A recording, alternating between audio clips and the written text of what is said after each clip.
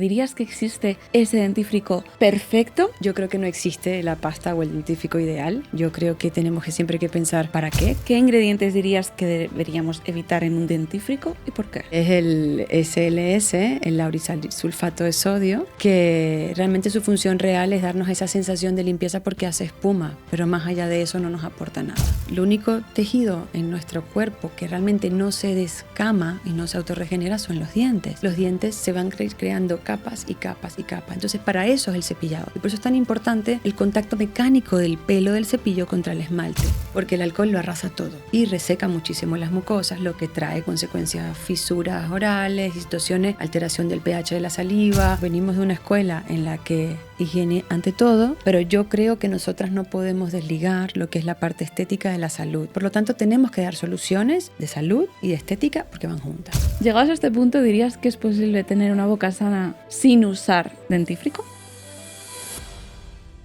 En el mundo de la salud oral, nos movemos entre rutinas automáticas y decisiones que normalmente tomamos sin tener mucha información. Abrimos el cajón del baño, cogemos una pasta dental cualquiera, usamos un colutorio porque refresca, nos enjuagamos justo después de cepillarnos y asumimos que con eso ya estamos haciendo las cosas bien. Pero ¿y si no fuera así? ¿Y si muchas de las recomendaciones que seguimos están más cerca del hábito o del marketing que de la ciencia? En la higiene oral moderna hay una gran paradoja. Disponemos de más herramientas que nunca, pero seguimos confiando en soluciones químicas o eléctricas sin pararnos a pensar en la raíz del problema. El equilibrio de la microbiota oral, la salud de nuestras encías o la prevención real de la caries no dependen solo del producto que usamos, sino de nuestra conducta, nuestros hábitos y sobre todo de cómo entendemos la boca como parte integral del cuerpo.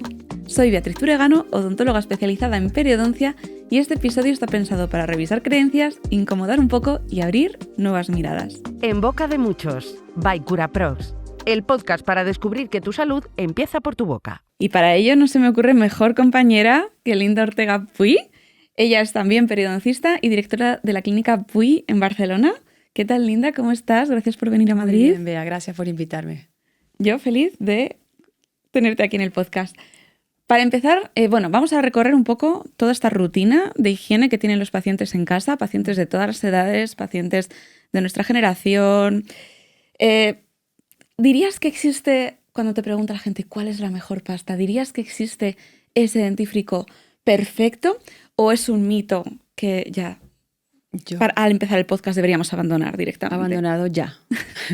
Yo creo que no existe la pasta o el dentífrico ideal. Yo creo que tenemos que siempre que pensar ¿para qué? ¿Cuál es la función que tiene? Y yo creo que parte de todo lo que has hecho de introducción ahora es hay que pensar en un qué y un por qué, ¿no? ¿Para qué? Uh-huh. Por lo tanto, no hay un dentífrico ideal. Tenemos que saber cuál va a ser su función y en función de eso podemos elegirlo, ¿no? Hay muchos ingredientes hoy en día que realmente ni siquiera contribuyen positivamente, por lo tanto, no Uh-huh. creo que exista un dentífrico ideal. Y que luego la publicidad es muy libre para poner si blanqueas, si... Para venderte una moto. Si es para encías y la pobre gente utilizando siempre uno para encías cuando no tiene ninguna diferencia en la composición con otro normal. Exacto. O sea, a veces preguntarle, bueno, ¿y cuál compras? Bueno, el más bonito o el más barato o el de oferta. El de oferta. ¿No? Y bueno, yo creo que hay que saber un poco lo que les digo siempre. Bueno, ¿qué sientes? ¿Qué necesitas? ¿No? Uh-huh. Sensibilidad, pues vamos a llevarte hacia algo para sensibilidad. Uh-huh. Sangrado de encías, ¿por qué pasa? Y realmente hace falta un plus en casa, bueno, vamos a dirigirlo específicamente para cada uno. A reajustarlo todo. Exacto. Has hablado de ciertos ingredientes. Sí. ¿Qué ingredientes dirías que o consideras que deberíamos evitar en un dentífrico y por qué? Bueno, yo creo que hay uno que me encanta mencionarlo porque además cuando les explico a los pacientes la función real que tiene y dónde más lo encontramos, todos flipan, ¿no? Y es el SLS, el laurisilsulfato de sodio, uh-huh. que realmente su función real es darnos esa sensación de limpieza porque hace espuma, pero más allá de eso no nos aporta nada. Vale. Y les digo que es el mismo producto, el mismo ingrediente que podemos conseguir en el lavaplatos, en el lavavajillas uh-huh. o en limpiar la ropa, ¿no? Entonces, realmente tienen que desarrollar ese gusto para una pasta que no haga espuma porque realmente ese ingrediente sobra. Ujú. Y ese ingrediente puede tener como consecuencia, dice, bueno, pero si a mí me agrada, vale, pero puede resecar mucho la cavidad bucal, puede alterar el pH de la saliva, por lo tanto no nos aporta nada más que una sensación de limpieza. Aquí ya decimos que no me voy a inventar un porcentaje, pero la gran mayoría de las pastas dentales lo contienen, solo hay que darle la vuelta Exacto. y buscar un SLS. Exacto. Así es. ¿Qué opinas del triclosan? El triclosan. Bueno, el triclosan yo creo que ya está bastante en desuso, ha salido bastante del mercado. Era el símil un poco que se me ocurre es como salir al bosque a matarlo todo con una metralleta buscando hormigas, ¿no? El triclosan tenía ese problema, que era como muy indiscriminado, era un antibacteriano que tuvo su momento, pero luego con los estudios se han dado cuenta que realmente no era necesario y lo han ido retirando y que ya no es sobra un poco como ingrediente. Sí, ya en niños lo han quitado y ya es cuestión de tiempo que lo acaban eliminando de todas. Exacto. Luego, esto pasa como cuando lees la composición nutricional de cualquier alimento, el primer ingrediente es el más común, ¿no? Exacto. Entonces, yo siempre les digo a los pacientes que si el primer ingrediente ya es un abrasivo, esa pasta posiblemente no tiene potencial de crear ciertos efectos a largo plazo en tu esmalte, pues como son los bicarbonatos, las arcillas, que es lo que ocurre con las pastas naturales, ¿no? Que también hay que tener cuidado, está bien eliminar ciertos ingredientes, pero a veces cuando nos vamos a comprar una pasta natural, el primer ingrediente es una arcilla. Exacto. Pues ahí, por muchos aceites esenciales que tenga, Sí. es arena realmente. Sí. O por ejemplo, la pasta que te dicen, son blanqueantes. Yo uso siempre plantas blanqueantes. Vale, hablemos un poco, ¿no?, de los ingredientes de una pasta blanqueante. La gran mayoría que se puede comprar con facilidad en el mercado son desmanchantes más que blanqueantes. Exacto. Y es a través de ese índice de abrasividad que logran quitar la mancha, quitando mancha y lo que se encuentre como puede ser esmalte, ¿no? Claro. Entonces, realmente también el índice de abrasividad es muy importante. Lastimosamente es muy difícil para el paciente saber cuánto es el índice de abrasividad de una pasta, o qué tiene o qué no tiene, ¿no? Sí. Aquí sí hace falta un poco de orientación por nuestra parte para poderles decir qué deben evitar y qué no. Respecto al flúor, que es uno de los ingredientes más utilizados en las pastas de dientes, yo como siempre metiéndome Todo un aquí tema. en jardines, es uno de los componentes más estudiados desde hace muchos años. Hay personas pues, que lo recomiendan, personas que no. Bueno, ¿qué dirías a estas personas que tienen este conflicto moral con el flúor? Es difícil cuando tú tienes un paciente delante y tu principal motivación es que el paciente se limpie los dientes. Entonces, es cierto que si el paciente no quiere una pasta con flúor, pues yo intento, si el paciente lo necesita, que yo creo que es lo más importante, explicar esos detractores de dónde vienen, el tractor del flúor de dónde viene y si realmente hay un beneficio importante que podamos sacarle partido. El flúor hoy en día está bastante controlado y han habido muchísimos avances y creo que no es ni el héroe ni el villano. Creo que es uno de los grandes avances en nuestro sillón dental es el flúor, pero para cuando realmente toca y es necesario. Una manera de explicarlo a los pacientes es decirle que si tenemos una pared de ladrillos y tiene cemento, pues el flúor va a hacer que ese cemento tenga una mayor resistencia a los ácidos, por ejemplo, que pueden tener las bacterias. Pero si mi paciente no tiene caries, si mi paciente tiene una buena higiene oral, no tiene mucho sentido que yo le esté enchufando un tipo de pasta dental con flúor que realmente no necesita. ¿De dónde viene esta creencia tan negativa, tanta toxicidad, ¿no? Y es interesante porque nos remontamos un poco a la historia y vamos a un artículo que se publicó hace más de 40 años, que he intentado localizarlo y lo tengo en un libro, pero no lo encontré para traerte la referencia exacta, pero sí que cosas interesantes en relación a ese estudio es que fue un estudio que se realizó hace muchísimos años donde no había tanto rigor científico al momento de publicar. Hoy en día no se publica lo que a mí me apetece en una revista realmente válida, de impacto. Por lo tanto, un artículo que se publicó donde era verdad que eran unas épocas donde se fluoraba muchísimo, o sea, ya sabíamos los grandes beneficios del flúor, por lo tanto empezamos a fluorarlo todo. La sal, la leche, los suplementos, las pastas dentales, el agua. Claro, este estudio se hace en esos momentos donde tampoco había un control en cuanto a la cantidad de flúor que era útil, o vamos a hablar de útil terapéuticamente. Y sale este estudio de esta persona que publica que es terrible y que tenemos situaciones neurológicas asociadas al uso del flúor. Y sí es cierto que hay una fluorosis, que hemos vivido hace muchos años una fluorosis que ya hoy en día es difícil de encontrar, solamente en unas zonas muy específicas del mundo, ¿no? Entonces, sacándolo de contexto, yo siempre explico que para que cuando mis hijas tenían 6, 8 años, para que ellas se intoxiquen con el flúor, tendrían que ingerir medio tubo de pasta de dientes de una sentada y su nivel de toxicidad... Ingerirlo. No aplicarlo como lo aplicamos de forma tópica. Tragarlo. Exacto. Que es la diferencia. Esa marca es importante. Y su toxicidad que van a vivir va a ser una descomposición intestinal, pero no un problema neurológico. Llegados a este punto, ¿dirías que es posible tener una boca sana si tenemos una condición de base buena sin usar dentífrico? Totalmente. ¿Y para la mayoría de las personas esto es una utopía? Sí, ok. Sí. Aquí hay otra cosa interesante a nivel histórica también, y es que, bueno, primero entendamos un poco qué hacemos con el cepillado, o sea, por qué estamos cepillando, ¿no?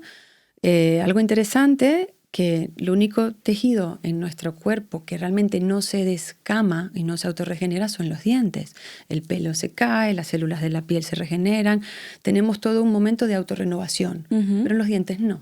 Los dientes se van creando capas y capas y capas. Entonces, para eso es el cepillado. Y por eso es tan importante el contacto mecánico del pelo del cepillo contra el esmalte. Sin nada de por medio. Sin nada de por medio. Nada. A nivel científico también hay muchos reportes muy interesantes que dicen que sí es verdad. Cierto, no hace falta. Pero nosotros necesitamos un estímulo, que sea un proceso agradable. Y si la pasta dental me va a dar un sabor a menta o va a ser espuma, que ya... Eso ya es más, ¿no? De si la quiero o no, pero puedo llegar a conseguir que sirva como estrategia o como herramienta de que mi paciente se sienta motivado para limpiarse los dientes a cuando no la usa. O si, por ejemplo, yo le pongo un tratamiento específico de una pasta que es desagradable o que le deja una lengua cartonada, pues sabemos que no lo usará menos tiempo, se cepillará muy rápido. Entonces... tiene un beneficio psicológico también o de comportamiento del humano que puede ser muy interesante y del que nos tenemos que aprovechar. Entonces, como conseguir un punto medio, un happy medium. Pero no convertir ese dentífrico en la muleta cuando lo que tenemos que como la única solución. Es el claro. Así es. Vamos a pasar ahora al tema de los enjuagues bucales o colutorios. ¿Cuál es tu criterio para decir si una persona necesita enjuagarse todos los días con un colutorio? Yo creo que un colutorio tiene una indicación. Yo no creo que sea que tiene que formar parte de un protocolo diario de uso para todo el mundo, ¿no? Yo creo que un colutorio es necesario en un proceso curativo después de una cirugía, por ejemplo, o algún tipo de patología que necesite un refuerzo antimicrobiano, distintos tipos de cosas. Pero como norma general, mi práctica diaria, además a nivel personal, no incluyo un coadyuvante químico o un acompañante químico porque sí, o sea, no le veo el beneficio. Además que si ya estamos hablando que vamos a aprovechar esos beneficios de la pasta dental, que también no lo hemos comentado, yo me voy a lavar con mi pasta dental y voy a escupir, no me voy a aclarar, porque no ha servido de nada, pero entonces como no voy a aclarar, voy a usar un enjuague bucal y lo voy a escupir. Pues ya la pasta termina toda en el lavabo. Exacto. Es como ponerte una crema que te manda el dermatólogo y lavarte las manos, ¿no? O sea, sí. ¿qué sentido tiene? Entonces, por norma general, no indicamos un enjuague bucal porque sí. Ahora, un inciso. Si mi paciente le hace ilusión, porque es que él sin pasta dental no se va a cepillar, pues bueno, vale, pues anda, busca una. Pero mi recomendación sería que sea de la misma línea de la pasta dental. De esa manera no hay ingredientes que puedan competir, porque muchas veces tenemos ingredientes que pueden anular uno al otro, entonces no tiene mucho sentido lo que estamos haciendo. Entonces, bueno, si lo vamos a usar, busquemos uno que pueda acompañarte. Y con indicación, y a lo mejor enjuagarse un poquito más tarde del cepillado, ¿no? Para dejar que esa pasta actúe. Hacer el intento, pero yo creo que eso es un poco una utopía. O sea, creer que le vamos a decir al paciente que se va a lavar, que va a hacer todos los pasos y que además vuelva en 30 minutos a usar el enjuague bucal es bastante... Pero sí creo que es lo que los artículos nos dicen que tienen que hacer. Separarlo. ¿Qué riesgos dirías que tiene el uso de colutorios, que ya cada vez se ven menos afortunadamente, con alcohol? Que hay líneas, hay un colutorio muy famoso que tiene su línea 0 y su línea que no pone que sea con alcohol, simplemente es su línea normal con alcohol. No voy a decir la marca, pero todo el mundo la conoce. ¿Tú te acuerdas? Hace tiempo ellos sacaron una publicidad donde la publicidad era que cuando él lo usaba se ponía todo de hielo y había como mucho viento y todo era, se arrasaba todo. Sí. Yo creo que eso es lo mejor que han podido como hacer gráfico su colutorio, o el colutorio no de ellos, sino el colutorio con alcohol. Porque el alcohol lo arrasa todo. Y reseca muchísimo las mucosas, lo que trae consecuencias fisuras orales, situaciones, alteración del pH de la saliva, recesiones y muchísimas causas. Incluso si el paciente fuma, exacto. puede entrar mejor los carcinógenos del tabaco, las guarrerías del tabaco, si tu mucosa es más permeable porque llevas un montón de tiempo utilizando un colutorio con alcohol. O sea Así que, y luego alcoholes o mentoles demasiado fuertes. Esa sensación de yo no me lavo los dientes y uso colutorio porque sabe a menta, vale, sabe a menta, pero... ¿Cuánto te dura eso? 5 minutos. Exacto. Tu sensación. Hablemos ahora, Linda, hemos repasado la parte química, de la parte realmente importante de la rutina de cepillado, que es la parte mecánica. Vamos a empezar hablando de un sistema que a ti y a mí no nos gusta demasiado, que es el hilo dental, que se recomienda a todo el mundo y siempre todos tus problemas de encías son porque no te pasas lo suficiente el hilo dental. Existen también los cepillos interdentales. Explícanos un poco la diferencia entre uno y otro. Entre el cepillo interdental y el hilo dental. Bueno, yo creo que aquí nuevamente podemos irnos al por qué y para qué. ¿Sabes? Es decir, vale, voy a cepillar con un cepillo, una herramienta correcta, suave, la posición, la técnica, todo lo que tendríamos que hacer bien. Pero ahora me falta hacer algo más. ¿Por qué? Entonces vamos a pensar en la anatomía del diente. Si yo tengo un cepillo con el que estoy limpiando la superficie que puedo ver de mis dientes, hay zonas que no veo, que también hay que limpiar. Es allí donde yo creo que el hilo tuvo su momento y caló muy bien. Entonces, si entendemos que el diente o los dientes tienen, vamos a hablar en un contexto anatómico natural, normal, son superficies convexas que tienen un punto de contacto donde se encuentran. Entonces, el hilo se pensó en que había que limpiar ese punto de contacto. La unión de los esa dos. unión. Pero esa unión, si nos subimos un poquito la mirada, si estamos hablando de los dientes de la parte de arriba, vemos que dejan un espacio donde allí es el compartimiento de la encía, el compartimiento del tejido blando. Entonces, ese hilo entra en ese compartimiento y ¿qué va a conseguir? ¿No? Yo, y además hablo por experiencia propia, en algunos momentos, hace muchos años, donde el hilo era lo que había que usar, en el momento que lo usaba, ya no hablo de dolor o no, pero sí es verdad que entraban bacterias en el surco gingival y entonces creábamos una gingivitis transitoria, ilógicamente. Entonces, realmente soy bastante detractora del hilo, aunque tenemos que saber que hay circunstancias en las que si un interdental no entra, pues vamos a usar un hilo, ¿no? El hilo. Pero si no... Has hablado de los interdentales como herramientas que tienen más efectividad, pero aún así el uso por parte de la población es muy, muy bajo. ¿Cómo animarías a nuestra audiencia a utilizarlos? Yo creo, y es la manera en que lo hago con mis pacientes también, cuando me dicen no me gusta o me agobia o no lo quiero usar, vamos a darle la oportunidad, pero no lo hagamos porque Linda y Bea me han dicho que tengo que usar interdentales y me voy a la farmacia ya y llego a casa y compro directamente. Exacto, ¿no? No. Es muy sencillo de utilizar, es totalmente cierto, pero yo no creo que sea una herramienta que hay que empezar a usar sin ningún tipo de control. Y a esto voy con que creo que es indispensable tener una higiene previa. El paciente que te dice, es que los uso y sangro, puede ser, pero no porque te estás haciendo daño. Puede ser que sangres porque estás tocando un tejido que no has tocado en un montón de tiempo. Hay una inflamación y reacciona y sangra. Y luego, algo importante es que si nos calibramos tú y yo ahora, tú tendrás un tamaño y yo tendré otro tamaño. Por lo tanto, no es yo uso el verde y uso el azul y vamos a ver si... No. Importante sería hacer la higiene previa y tener una calibración de los espacios. Exacto. Y a partir de allí, entonces, comenzar a usarlo. Y también les digo, y siempre les digo, yo no te diré mentiras porque el día que te mienta me dejarás de creer. Puede ser que en el primer momento no sea lo más agradable. Puede ser, porque no estás acostumbrado, porque es una sensación nueva, porque tiene que haber un contacto real de ese cepillo con la superficie. Pasar un hilo, o sea, si yo tengo una superficie y voy a pasar un cilindro con pelitos, que sea un pelo suave, un acero quirúrgico en el centro para que no me pueda hacer daño, que tenga la presión correcta, pero no tengo que empujar nada. Y una vez que ya estás en ese proceso, que lo has hecho 4 o 5 días, una vez al día, ya es un paseo, ya no hay sangrado, ya no hay dolor. Y si hay sangrado y hay dolor, coméntamelo, posiblemente haya cálculo debajo o haya una restauración que no está bien acabada y haya que retocar.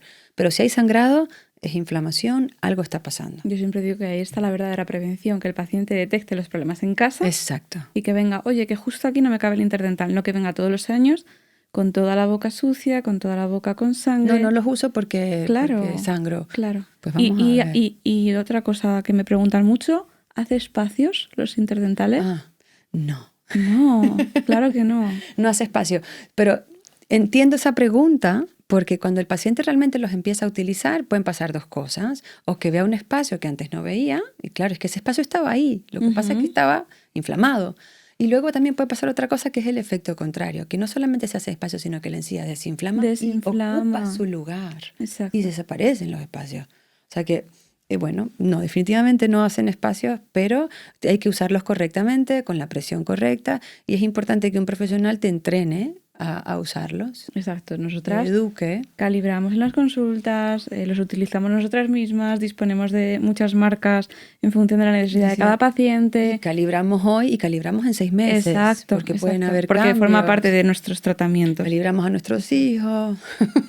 En general, el denominador común de Linda y mío es que cada vez nos hemos vuelto menos quirúrgicas. Sí, totalmente. Para volvernos más preventivas. Totalmente. Y esto repercute mucho en que el paciente vuelva contento y vuelva capaz de detectar sus problemas a tiempo, sin tener que recurrir al dolor. Valora el cambio. O sea, algo interesante es que el paciente pueda valorar, o sea, que cada persona en casa se mire en las encías y diga, aquí hay inflamación, esto está rojito, claro. Esto es normal. Exacto. Es lo que nos enseñaban cuando había que hacer el tema de tocarnos para ver si había algún tipo de problema o bulto y tal. Pues yo creo que hay que hacer lo mismo en la boca, no solamente si hay dolor o si hay sangrado, hay que acudir. También es autoexploración, mirarnos y ver qué pasa. La estética es importante, sobre todo cuando ya hemos perdido. Imagínate que no te has pasado durante toda la vida un interdental y de repente te lo pasas, desinflama y aparece este hueco terrible que nos has dicho. Hay opciones dentro de la odontología estética para cerrar ese espacio, ¿verdad? Sí. Eso, sí. ¿Cómo se llama? Nosotras en la parte de periodoncia, hay yo creo que hay sentimientos encontrados. Porque además venimos de una escuela en la que higiene ante todo, siempre que sea higienizable va a ser mejor, pero yo creo que nosotras no podemos desligar lo que es la parte estética de la salud. Y autoestima. Autoestima, sensación personal, o sea, muchas cosas que no podemos desligar. Por lo tanto, tenemos que dar soluciones de salud y de estética porque van juntas. Yo he tenido, seguro te ha pasado, pacientes que vienen con muchísimo sarro en la zona anterior. No me lo toques. Abajo, en los dientes abajo, sí. Porque si me lo tocas se me van a ver los espacios. Claro. Vale, salud estética, nuevamente, ¿sabes? Aunque todo en sentido contrario. Entonces sí, definitivamente hay opciones que creo que hay que darlas. Lo que pasa es que muchas veces esas opciones pasan por cambiar la anatomía del diente. Ese cambio de anatomía, si hacemos un cambio de anatomía, hay que hacer también un cambio en lo que es la higiene y adaptarnos a ella.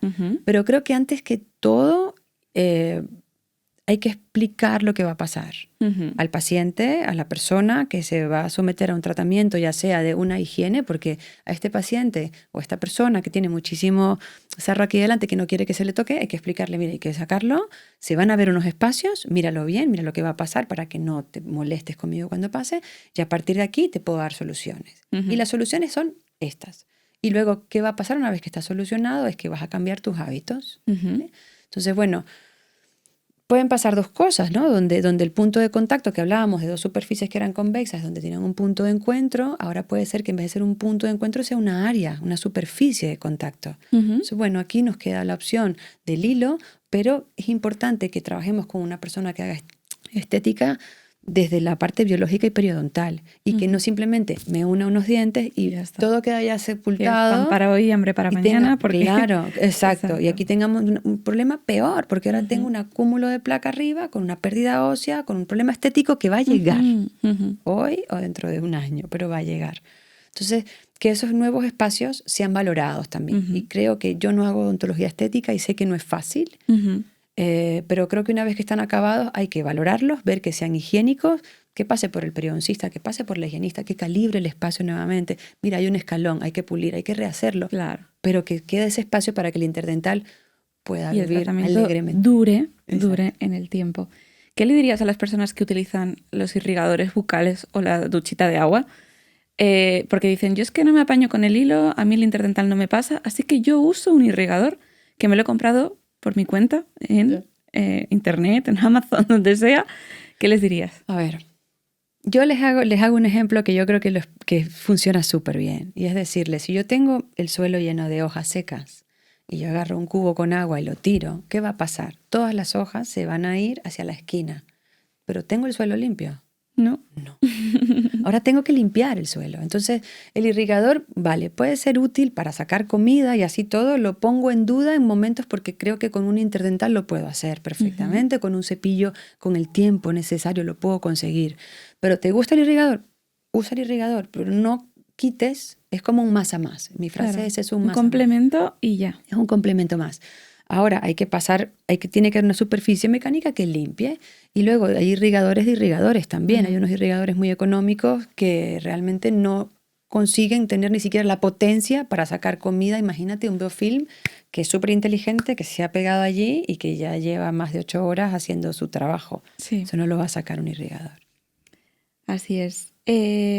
Respecto al tema, ya el último que nos toca por revisar, que es la clásica pregunta del cepillo eléctrico, ¿es mejor? ¿Cuál me compro?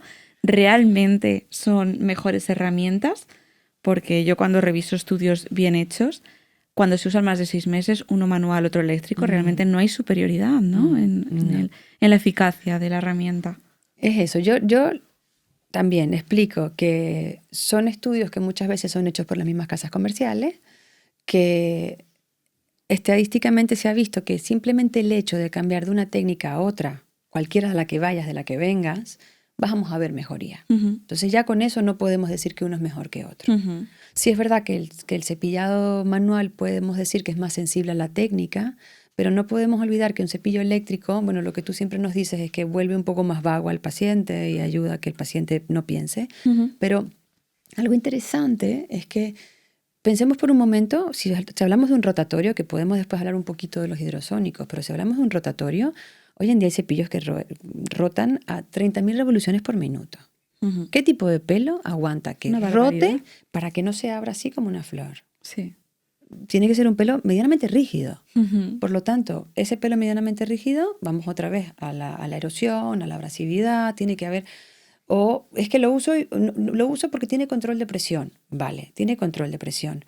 Pero ¿le haces caso? Empecemos. Porque yo fui usuaria de un cepillo eléctrico muchos años y a la luz roja, vale. Sí. Luego, no hay nada mejor que el contacto real de tu mano con el cepillo. Pueden haber indicaciones, yo no digo que no, igual que con un irrigador, pueden haber indicaciones, pero sí creo que el cepillado eléctrico no puede suplantar o debería ser la única opción con la que vamos a trabajar. Ahora, el cepillo hidrosónico tiene algunos beneficios que nos puede aportar cuando lo comparamos con el rotatorio, porque sí tiene un pelo más suave, eso sí se lo podemos dar, pero nuevamente vuelve a ser sensible a la técnica y al posicionamiento como un cepillado manual. Entonces, no creo que el cepillado eléctrico tenga que ser el gran avance. Además, es interesante porque cuando me comentan que se lo han comprado, siempre les digo, bueno, ¿y cuál te compraste? El que hace café con leche por la mañana, porque por los precios que tiene el cepillo eléctrico, te dice, hola guapa, buenos días. Sí. O si no, Instagram, que te recomienda marcas que a veces... Exacto. No. Exacto. Bueno, es un tema para revisar y yo creo que el cepillo eléctrico daría para un tema de un podcast entero.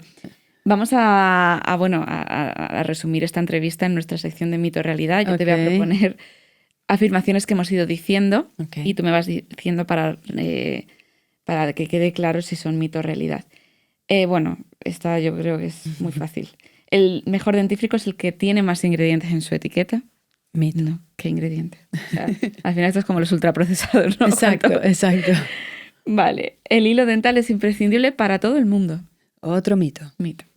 Hay que usar interdentales. Quizá en algún espacio de tu boca será indicado el hilo. El resto de tu boca nos escuches con 18 años, con 15, con 65, con 90, vas a usar interdentales. El irrigador es un buen sustituto si no te caben los interdentales. Mito. Ha quedado claro. Sí. Bueno, ¿el cepillo eléctrico limpia mejor que el manual? Era nuestra última pregunta. No. Ha quedado claro que no. Y los colutorios refrescan y pueden completar la acción de los dentífricos. No, no estoy de acuerdo. Creo que con lo que hablábamos, ¿no? Que no tiene ningún sentido complementar y lavar lo que si es dentífrico lo hemos lavado la pasta para colocar. ¿No? Y en esto, un apunte, si nos escuchan farmacias, por favor, que no todo el mundo va a necesitar comprarse el combo dentífrico con pasta, ni se tiene que vender todo junto, porque no todo el mundo tiene esa necesidad, y esa necesidad de tienes más caries, tienes más tal, lo tiene que evaluar un profesional. Y hay desconocimiento, ¿no? Y que no todos los sangrados se controlan con clorhexidina. Con clorhexidina. Porque nos enmascaran algunos procesos que pudimos haber detectado a tiempo. Así es. Para terminar, Linda, cuéntanos una anécdota, un momento divertido que quieras traer al podcast que te haya pasado. Tengo en la consulta. Una anécdota que puede ser divertida cuando la cuentas después. Yo estaba en un avión yendo a Venezuela y en el avión se escuchan unos gritos y el típico... por favor, un médico en el avión y tal. Sí. Y bueno, toda esa tensión, los gritos, el médico. Y al rato vuelven a hablar y piden un dentista en el avión. Claro. ¿Qué puede hacer un dentista en un avión? Así que bueno, yo veo nadie sale y yo digo, yo voy. A mí ayudar siempre, venga, voy. A ver si puedo por lo menos sostener una gasa, ¿no? Sí. Entonces, bueno, voy, era la única dentista del avión y el médico me explica que el señor se está quejando de un dolor de muelas, un dolor de dientes muy intenso y que no saben qué hacer. Entonces, bueno, a la par de esta imagen, imagínate, ¿no? La situación, la azafata, el paciente, el médico, estaba la esposa del paciente o del señor que estaba... Y gritaba, arránquele la muela, doctor, arránquele la muela, arránquele la muela. Madre mía. Un momento. Y la señora aquí. Un momento que tuve que decir, señora, por favor, vamos a calmarnos, que yo no arranco muelas, esto no son zanahorias, váyanse un momento, déjeme, vamos a pensar. Entonces les digo, bueno, hay algo con lo que trabajar, porque claro, nosotros nos sacan de nuestro contexto. Una radiografía, por favor, denme algo. Mínimo. Nada. Hay una cosa que era el dental kit. Entonces el dental kit tenía un par de gasas, un par de guantes, un espejito. ¿Dentro del avión? Sí, o sea, dentro de los primeros auxilios hay un dental kit. Entonces, bueno, abro el dental kit y digo, bueno, ¿qué puedo hacer? Claro, interesante porque es cuando en tu mente todas esas cosas se unen y ya tú sabes qué estaba pasando. Obviamente, cuando te cuentan en la carrera que en los aviones puede doler más, porque, claro, todo eso digo, bueno, claro, tiene que ser esto.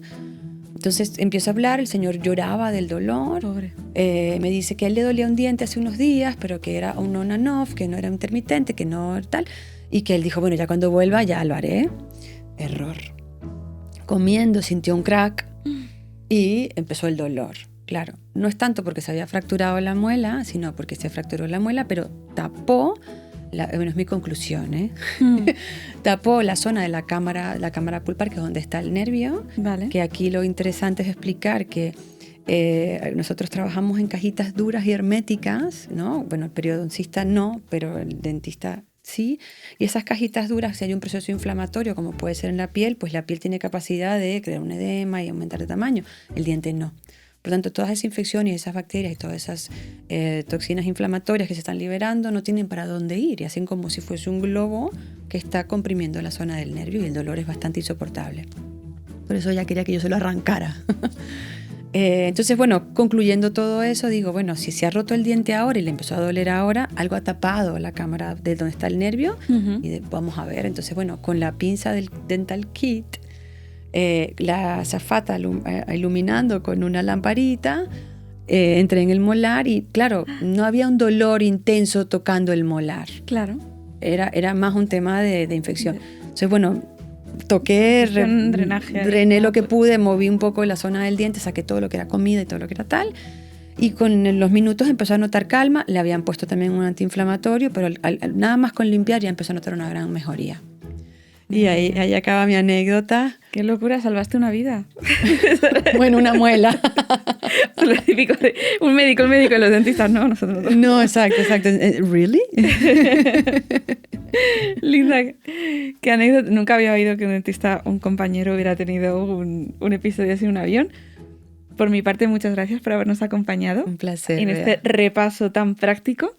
y tan aplicable, ¿no?, a la vida diaria. Cierto. Por nuestra parte, volvemos dentro de 2 semanas. Ya sabéis que si tenéis alguna consulta, sugerencia, tema que quieras que tratemos en el podcast, solo que tienes que escribirnos a Curaden Spain, Curaprox Spain, y estaremos encantados de incluirlo en los próximos episodios. Por mi parte, nos vemos en 2 semanas. Un abrazo. En boca de muchos, by Curaprox, el podcast para descubrir que tu salud empieza por tu boca.